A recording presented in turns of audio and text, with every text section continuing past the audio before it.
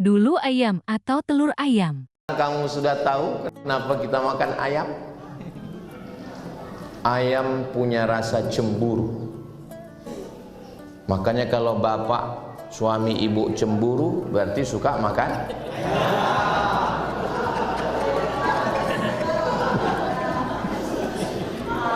Ayam punya prinsip. Ayam tidak akan pernah mau berbagi dengan yang lain. Enggak ada istilah tawar-menawar, lari atau mati. Nah, ini tentang masalah ayam. Satu poin ayam yang pertama. Habis 5 menit. Ini enaknya ceramah di Masjid Korem 181. Jamnya jelas. Yang kedua, ayam tidak pernah memperlihatkan auratnya karena bulunya lebat. Ayam hanya bisa dilihat auratnya kalau dia sudah mati. Disembelih, dimasukkan ke air panas, dimasukkan ke mesin menguliti ayam, barulah terlihat aurat. Karena ayam tidak pernah, beda sama makhluk lain, bulunya pendek, tapi ayam menutup. Makanya nggak ada ayam seksi, yang selalu menutup aurat. Walaupun namanya ayam kampung, ayam ras, ayam Australia, ayam bule, ayam botak.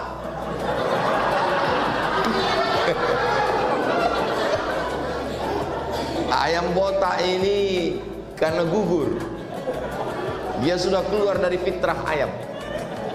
Kalau ayam yang asli dia berbulu menutup aurat. Ini poin yang kedua. Sampai berapa ini Pak Ustadz? Sampai bahan saya habis. Ayam yang ketiga sudah menjadi prinsip kita dari Sabang sampai Papua. Jangan sampai rezeki dipatok. Karena ayam sudah bangun sebelum matahari terbit. Sekarang orang bangun kesiangan gara-gara game online. Scroll. Rezekinya dipatok ayam, diterkam kucing. Habis. Makanya kalau kita dulu di kampung belum ada jam weker, orang biasanya cukup dengan memelihara ayam. Dengan memelihara ayam, dia tidak akan tinggal sholat subuh. Sekarang sudah ada jam Pak Ustadz, tidak perlu melihara ayam. Ayam nama jamnya smartphone. Smart cerdas, phone handphone, smartphone handphonenya cerdas, orangnya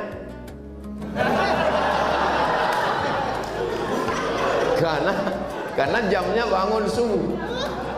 Jamnya setiap waktu azan terus, tapi orangnya tidak. Dan ayam selalu tepat waktu, on time. Makanya kalau mau on time makan, saya nggak ada ngomong begitu. Berikutnya poin yang keempat. Kira-kira bisa diingat ini? Ini akan keluar dalam UAS, ujian akhir semester. Yang keempat, ayam sejak diciptakan sampai sekarang, cara mencari makannya hanya dengan dua, paruh dan ceker. Pernah ayam jadi supir angkot? Tidak ada. Ayam sejak zaman ada ayam sampai sekarang, lebih dulu ayam atau telur ayam? Sedangkan ayam menetas dari telur ayam. Makanya kalau kita ditanya orang lebih dulu ayam atau telur ayam, bilang ayam. Kenapa? Karena dia ngomong ayam. Tapi kalau dia bilang lebih dulu telur ayam atau ayam, telur, karena dia bilang telur. Ayam dari sejak diciptakan sampai sekarang mencari nafkah hanya dengan dua cara, dengan paruhnya, dengan ceker. Ketika dia nampak padi, beras, jagung, dia pakai paruhnya. Kalau tidak ada, dia akan ceker. Dan tidak ada ayam yang mati kelaparan. Maka belajarlah dari filosofi ayam. Makanya kalau ada orang kelaparan, berarti lebih bodoh dari ayam. Kenapa tidak belajar dari ayam? Dari rumah tadi Ustadz Fadlan nggak ada ngasih tahu bahwa dia akan cerita tentang ayam. Karena kami tadi makan ikan.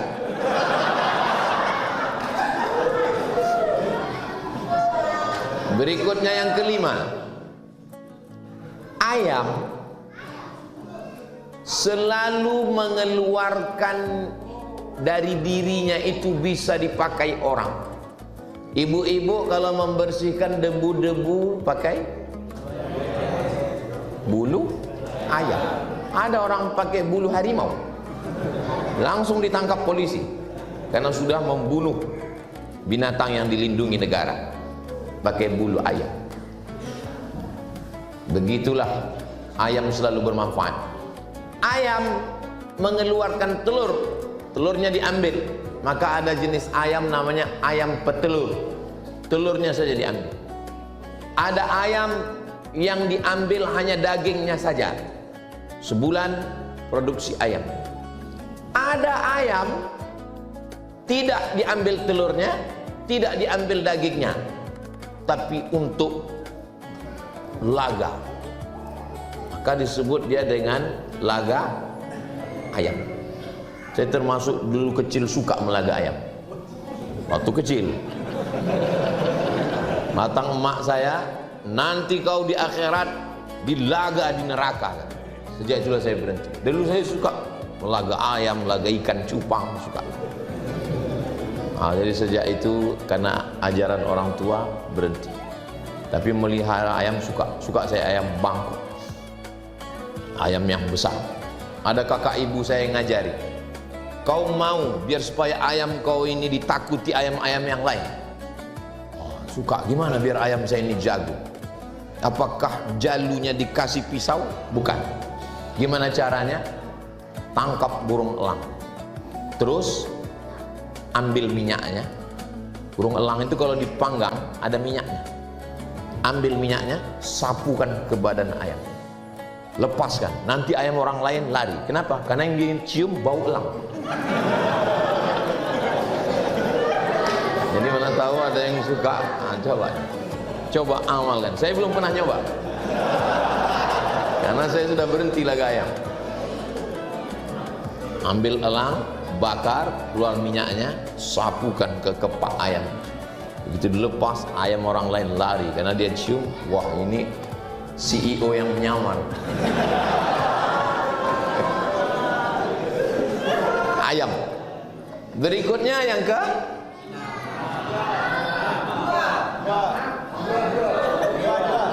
keenam, ayam tidak pernah sampai umur 63 tahun.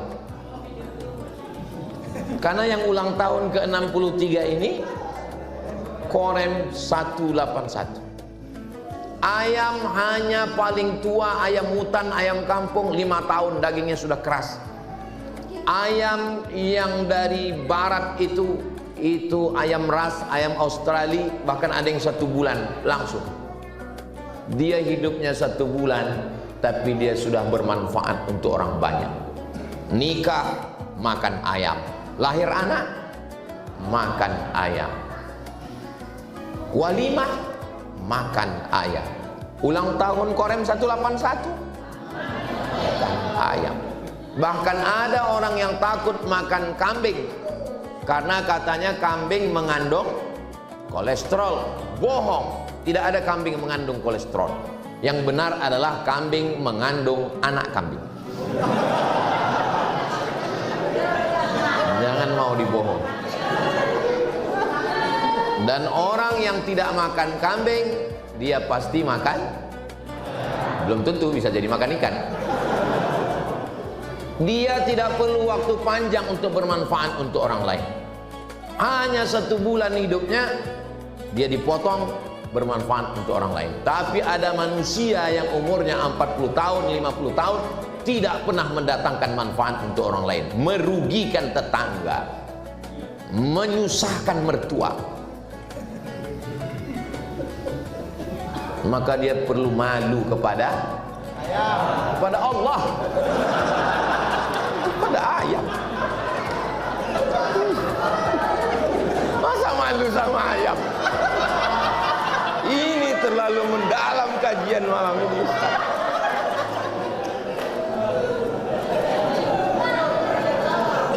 Afa khalaqnakum abasa? Apakah kami ciptakan kamu sia-sia? Tidak ada manusia ini yang diciptakan sia-sia. Tidak ada makhluk ini yang diciptakan sia-sia. Sedangkan ayam saja yang umurnya pendek ada manfaatnya. Apalagi kita. Jadi yang selama ini tidak mendatangkan manfaat. Siapa orang yang paling hebat di dunia? Khairun nas. Orang yang paling hebat, paling baik. Anfa'uhum linnas. Orang yang paling bermanfaat untuk orang lain. Berikutnya yang ke-7. Ayam. Sampai hari ini, apapun jenisnya, ayam hutan, ayam ras, ayam kampung, semuanya ayam, belum pernah ayam ini makan ayam. Tapi teman makan, belum ada ayam makan ayam. Ayam makan padi, ayam makan jagung, ayam makan gabah, ayam. Tapi ayam makan ayam? Gak ada. Tapi manusia, makanya kalau tahu orang jangan seperti ular. Saya dulu berpikir, kenapa ular sangat ditakuti? Karena ternyata ular makan ular. Ular makan ular. Ular menelan ular hidup-hidup. Cari nanti di YouTube. Pernah nonton? Belum? Nanti saya share. Ular memakan ular hidup-hidup, tapi ayam tidak makan ayam. Begitu ayam dipotong, coba letakkan, datang ayam satu lagi. Dia hanya turut berduka cita. Dia sedih melihat temannya sudah mati. Makanya jangan memotong hewan di depan mata teman-teman. Tak boleh. Kebetulan kemarin waktu hari raya kurban, lepas satu sapi di masjid tempat saya. Saya ketua masjid. Tutup pintu gerbang, tutup pintu gerbang, tutup kunci. Lalu kemudian ini sapi yang terakhir. Kepala sapi itu sudah panjang semua. Diciumnya satu-satu. Dia dekati satu, dia cium. Dia dekati satu, dia cium. Semua kepala sapi itu dia cium. Saya cari di Google, kenapa sapi mencium sapi? Rupanya sapi mengenali itu bukan dengan matanya, tapi dengan penciuman. Diciumnya ternyata, begitu cara dia berkomunikasi. Dia cium, ternyata sudah innalillahi wa inna ilaihi raji'un. Tapi dia tidak memakan, saudara. Ayam tidak pernah makan ayam. Jadi kalau ada di antara kita ini mau makan teman, makan saudara, itu zombie. Jangan kita sakiti orang. Saya cukupkan 7 tentang ayam. Nanti kalau mau diupload di YouTube, buat 7 keistimewaan ayam. Bisa ditonton di channel Ustadz Abdul Somad Official. Jangan lupa subscribe, like, share, and comment.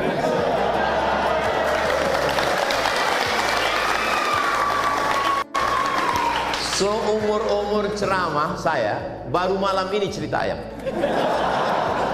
Ini hadiah untuk ulang tahun yang ke-63 Korem 181 Praja Wiratama. Praja Wiratama. Praja itu kalau nggak salah artinya prajurit. Wira itu ya wira, pahlawan. Kan ada tuh wira. Dan utama, yang paling utama. Jadi kalau mau, siapalah prajurit yang paling utama? Ya di Sorong ini. Rencana saya, rencana Ustadz Fadlan, rencana saudara kita di Kaimana, bahwa Ustadz Abdul Somad hari Jumat malam Sabtu berada di Kaimana. Tapi ternyata rencana Allah Abdul Somad berada di Korem 181 Praja Wira Tama.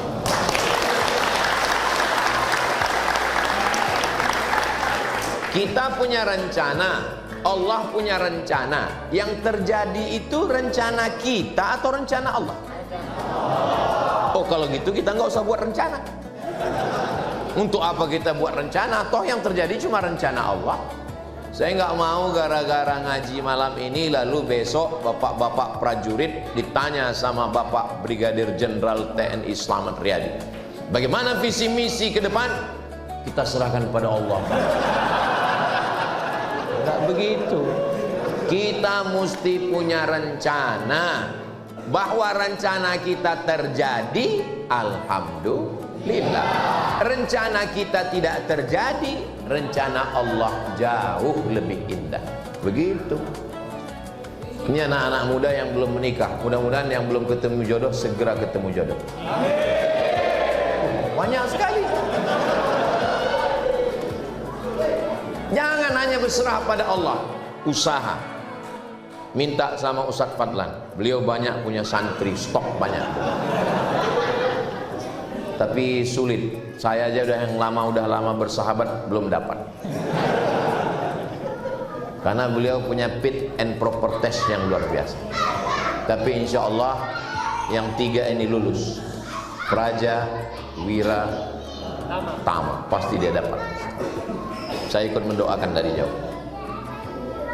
Jangan sampai kita tidak punya rencana untuk hidup sama sekali.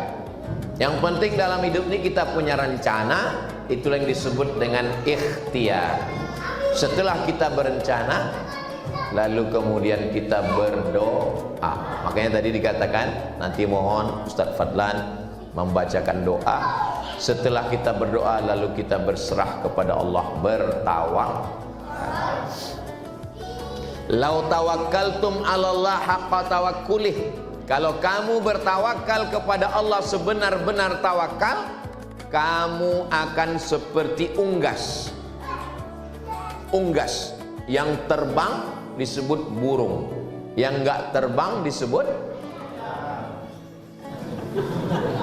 Ada burung yang enggak bisa terbang? Burung onta. Kalau kamu tawakal sebenar-benar tawakal, kamu akan seperti burung. Bagaimana burung? Ini kata Nabi, taghdu khimason, terbang perutnya lapar, wa taruhu bitanan, pulang dalam keadaan perut kenyang. Burung di waktu pagi, ayam di waktu pagi keluar dalam keadaan perut kosong, dan dia pulang dalam keadaan perut kenyang. Ada nggak ayam waktu ngajak teman yang lain, bro kita keluar nggak? Kayaknya nggak enak nih, udahlah dari sini aja. Enggak ada. Ayam tetap jalan ke sana kemari mendapatkan makan. Maka kita banyak belajar bahwa dalam hidup ini kita mesti berusaha. Kalau sudah diberikan Allah satu pos, jangan mau pos yang lain.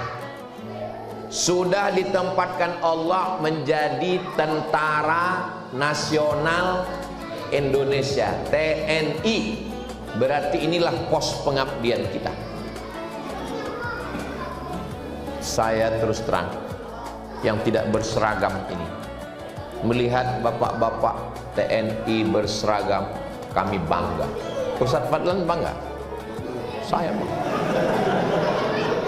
Kami yang nggak berseragam ini, Bu, kalau ngelihat tentara sholat di masjid, bangga sekali. Saya yakin ibu-ibu juga bangga. Walaupun suami ibu nggak tentara, ibu akan berkata ke anak ibu, lihat itu jenderal sholat, lihat itu kolonel sholat, lihat itu tentara sholat. Bapakmu baru jadi security udah nggak sholat. Mohon maaf security, jangan tersinggung. Kalau sudah kita dipakai Allah dalam satu pos profesional, saya sudah dipilih Allah jadi tentara, berarti memang inilah pos pengabdian saya. Kalau saya hidup, saya bermanfaat untuk negara kesatuan Republik Indonesia. Dan kalau saya mati dalam perjuangan ini, insya Allah mendapatkan kehormatan sebagai syahid, insya Allah. Begitu prinsipnya. Tapi laki-laki tidak bisa berdiri sendirian. setegar-tegarnya laki-laki, pasti ada orang yang mendampingi dia. Itulah dia namanya. Kalau istri tentaranya apa Islam? Persit. Bukan yang sepak bola itu. Persit. Bayangkan kalau laki-laki tentara yang mau berjuang membela negara, tapi istri tidak support, dia akan lemah. Istrinya akan memberikan semangat, istrinya akan memberikan support. Begitulah kalau Allah Subhanahu wa taala mempertemukan. Makanya nanti istri-istri tentara ini akan berkata, kalau ditanya orang, "Kamu istri tentara?" "Ya." "Kok bisa kamu jadi istri tentara?" "Jadi istri tentara ini berat, biar aku aja." Kamu belum tentu lulus fit and proper test. Mudah-mudahan ibu-ibu, bapak-bapak, semuanya keluarga besar Korem 181 ini selalu dilindungi, dirahmati Allah Subhanahu wa taala. Ada seorang panglima perang dari Inggris, namanya Richard the Lionheart. Lion, apa arti lion? Bukan pesawat terbang. Lion singa. Heart, my heart.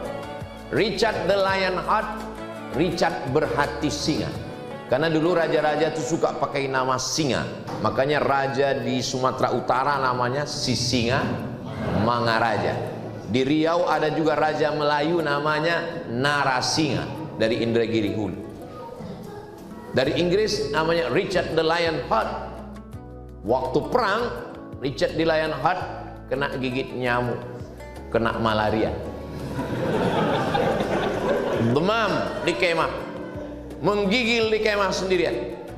Tiba-tiba datang seorang laki-laki pakai jubah dan kepalanya, wajahnya bertutup, membawa satu mangkok obat, menemui Richard the Lionheart yang sedang sakit demam. Lalu Richard bertanya, "Who are you?" Terjemahannya, "Sampean sopo?" "Kamu siapa?" Apa kata laki-laki yang menutup wajah itu? "Ana Salahuddin Al-Ayyubi, panglima perang dari Mesir." Ternyata waktu itu dua tentara sedang berperang, yang satu dari Inggris, yang satu dari Mesir. Salahuddin Al-Ayyubi bisa menyusup masuk ke kemah Richard the Lionheart. Richard the Lionheart yang sedang demam, hilang demamnya. Ini mati nih. Salahuddin masuk, panglima perang lawan musuh masuk. "What do you want?" "Sampean Arab apa?" Kata Salahuddin, "Aku ingin memberimu obat malaria. Kalau aku mau membunuhmu sekarang kau sudah mati. Tapi itu bukan cara jantan berperang." Dia berikan obat. Salahuddin Al-Ayyubi menaklukkan Masjidil Aqsa sampai akhirnya dia menjadi raja Bani Ayyubiyah. Dialah yang memindahkan Al-Azhar dari Syiah menjadi ahli sunnah wal jamaah. Dia panglima perang dan sultan yang pertama, Salahuddin Al-Ayyubi. Makanya kalau ada yang nanya saya, "Ustaz, kapan kita membebaskan Palestina?" Aku bukan tentara, bro. Kenapa Salahuddin Al-Ayyubi berhasil dan dia punya akhlak? Dia tidak membunuh panglima yang sakit. Karena dia belajar membaca kitab ulama tasawuf, namanya Imam Al-Ghazali. Meninggal, mudah cara ngingat tahun meninggalnya, 1111 Masehi. Tahun hijrahnya 505. Sama juga mudah ngingat tahun lahir saya, 77. Terbuka kalau saya udah tua. Ulama ngajar tentara, ulama mendidik tentara, sampai akhirnya tentara itu bertauhid, takut kepada Allah. Tapi dia tidak hanya sekedar perang, dia juga berakhlakul karimah.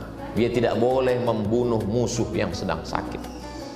Palestina menang, direbut oleh Salahuddin Al-Ayyubi.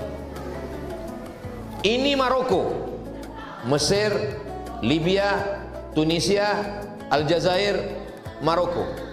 Kebetulan saya kuliah dulu di Maroko.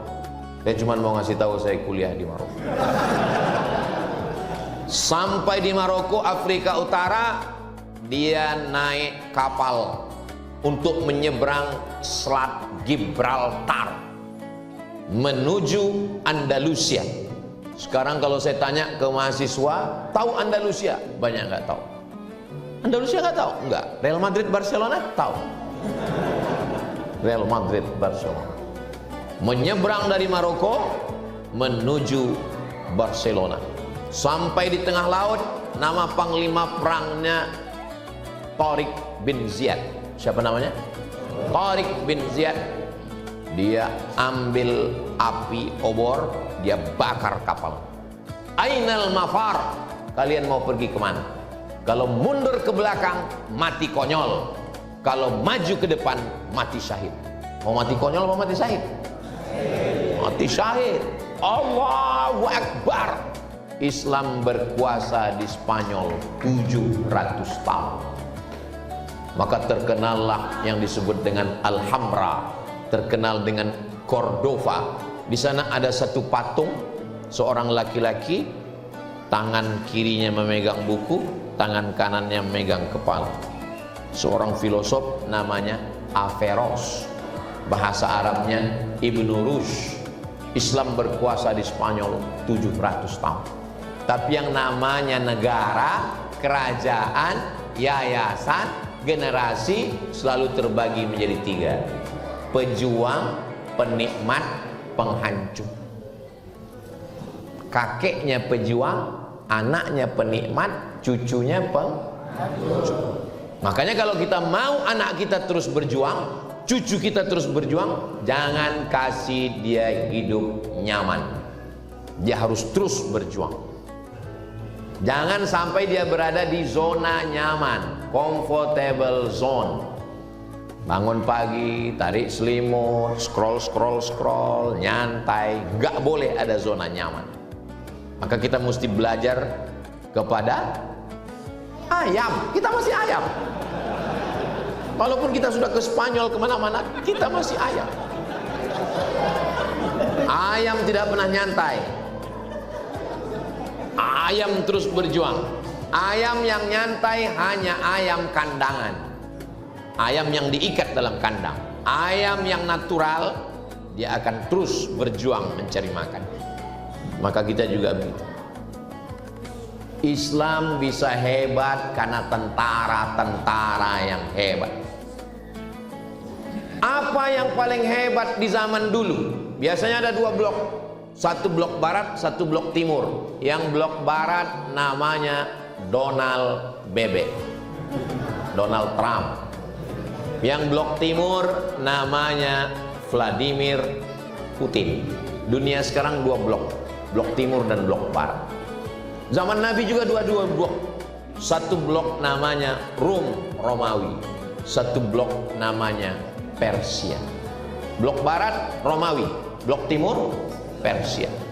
Panglima perang Persia yang paling hebat, terkenal, tak terkalahkan, namanya Hormuz. Sekarang menjadi Selat Hormuz. Siapa yang mengalahkan Hormuz? Jangan kemana-mana, kita lanjutkan setelah yang satu. Siapa yang mengalahkan Hormuz? Yang mengalahkan Hormuz adalah sahabat Nabi, panglima perang. Kalau diukur setiap jengkal tubuhnya, dijengkali setiap tubuhnya, tidak ada kecuali 3 bekas. Bekas tombak, bekas pedang, bekas panah. Namanya Khalid bin Walid lah yang mengalahkan Hormuz. Di akhir usia tuanya Khalid bin Walid menangis di atas tempat tidur. Sahabat heran, kenapa engkau menangis Khalid bin Walid, kau panglima perang? Kata Khalid bin Walid, aku menangis karena setiap jengkal tubuhku bekas 3. Bekas tombak, bekas panah, bekas pedang. Terus kenapa kau menangis? Aku menangis kenapa aku mati di atas tempat tidur. Kenapa aku tidak mati syahid? Kenapa aku mati di atas tempat tidur? Kenapa aku tidak mati syahid? Maka hewan pun bangga kalau dia mati syahid. Siapa hewan yang mati syahid? Ayam. Karena dia disembelih atas nama Allah. Bismillah. Tiba-tiba datang orang nelpon dengan suara yang tersengal-sengal. Ustaz Somad, Ustaz Somad, Ustaz Somad. Apa saya bilang? Ini ada kambing ayam yang ditabrak truk. Saya kebetulan pinggir jalan, udah mau mati Pak Ustaz. Kalau mati jadi bangkai, kalau disembelih jadi halal. Sembelih, saya bilang, sembelih. Selesai itu handphone pun mati. Baru saya sadar, ayam siapa? Kena prank saya. Ternyata dia cuma mau menghalalkan saja. Sehingga kalau dipotongnya ditanya orang, kenapa kau potong? Ustaz Somad yang nyuruh. Makanya hati-hati, banyak orang ini menjebak kita. Saudara yang dimuliakan Allah Subhanahu wa taala. Jadi kalau sudah ditempatkan Allah pada satu pos, jangan mau jadi pos yang lain. Saya tidak tentara Pak Ustadz, saya dokter. Berjuanglah di dunia kedokteran itu. Jangan sudah jadi dokter pingin jadi tentara. Kalau mau jadi tentara, jadi tentara. Atau dokter yang masuk tentara. Silakan berjuang jadi apapun. Saya kebetulan berjuang dalam bidang agama. Saya mengajar agama Islam. Ustadz Fadlan Gharamatan mendidik, berdakwah, masuk ke dalam. Ini memang sudah bidang kan. Siapa yang paling mulia nanti di antara kita di hadapan Allah? Enggak tahu. Saya sangka tadi waktu masuk dikasih kursi dengan jenderal, sayalah yang paling mulia. Ternyata ada yang lebih tinggi lagi. Enggak tahu kita di akhirat. Makanya yang penting hidup ini kalau sudah dapat pos, jadi tentara, jadi istri tentara, jadi dokter, jadi ulama, jadi polisi, jadi pejabat, pakai itu untuk menolong agama Allah.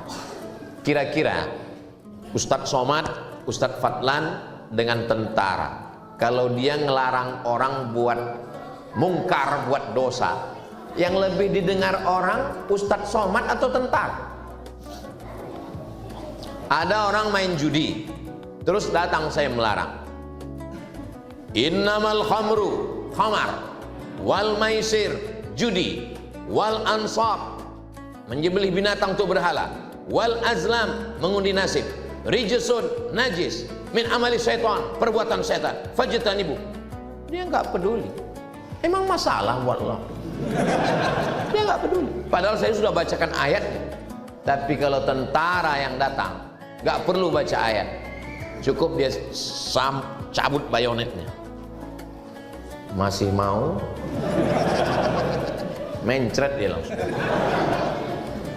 Selagi pisau masih ada, selagi senapan masih ada, selagi pistol masih besi, selagi seragam masih ada, pakai. Selama masih ada aturan negara yang melindungi. Jangan nanti ketika sudah baju ditarik negara, pistol ditarik negara, barulah datang pengajian dan nanya, Ustadz Fadlan, apa yang bisa kita lakukan? Bapak masih aktif, sudah pensiun Pak. Ya banyak-banyak istighfar aja lah Pak.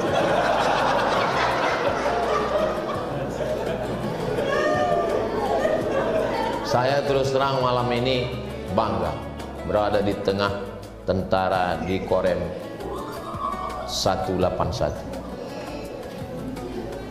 Tapi waktu direkam ini nanti di YouTube, orang nggak tahu saya di Korem. Kenapa? Karena jenderal pakai baju ustaz. Paling nanti orang komen yang di tengah ustaz siapa ya?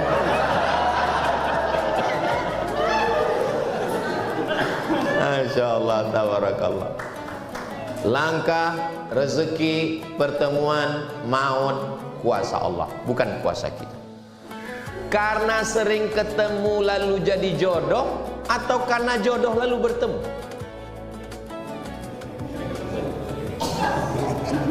Saya ulang sekali lagi. Karena sering ketemu jadi jodoh, atau karena jodoh lalu bertemu? Oke, ada yang bilang karena sering ketemu. Kalau memang sering ketemu jadi jodoh, kita sering ketemu dengan supir angkot. Kita sering ketemu dengan siapapun, kenapa nggak berjodoh? Kita ketemu itu karena ada jodoh. Makanya kata orang barat, man from Mars, woman from Venus. Laki-laki dari planet Mars, perempuan dari planet Venus, bertemunya di bumi. Orang barat itu selalu ilmiah. Tapi kalau kita, asam di gunung, garam di laut, bertemu juga dalam belang. Dia lebih kuliner dia lebih kuliner. Masya Allah. Mas mau, kakak mau kemana? Abang mau kemana? Mas mau kemana? Mau uduk sebentar. Hah? Kan belum waktu sholat. Mau uduk. Mau uduk di pelaminan bersama kamu. Kamu orang Papua, orang Palembang, atau orang Jawa? Aku orang Jawa. Perasaan gak ada mirip-mirip muka orang Jawa. Masa kamu ngaku orang Jawa? Maksudnya, aku adalah jawaban istikharahmu selama ini. Hidup ini nggak bisa sendirian. Man syadza syadza finnar. Mesti ada yang saling mengingatkan. Kalau punya teman baik, mengingatkan sholat, mengingatkan jangan minum khamar, mengingatkan jangan curang, pegang dia. Kalau punya suami yang baik, mengingatkan baca Quran, bangunkan sholat. Kalau punya istri yang selalu mengingatkan kamu pulang jam berapa, pergi sama siapa, lagi di mana, jangan dikubur sebelum mati.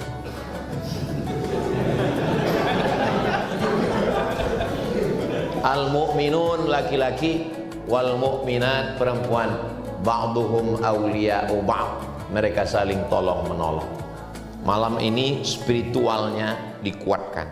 Dan besok pagi dalam rangka ulang tahun Korem 181, pentas sudah siap, dan besok akan ada lari untuk sehat. Karena banyak juga sekarang orang suka jogging, lari, pas ditanya, kamu kok lari?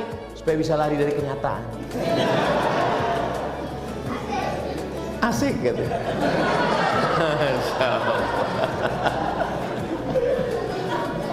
Tadi saya mulai ngomong jam 9, sekarang sudah jam 9.40.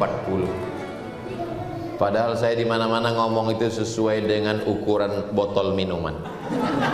Dan ternyata rahasia ini sudah bocor.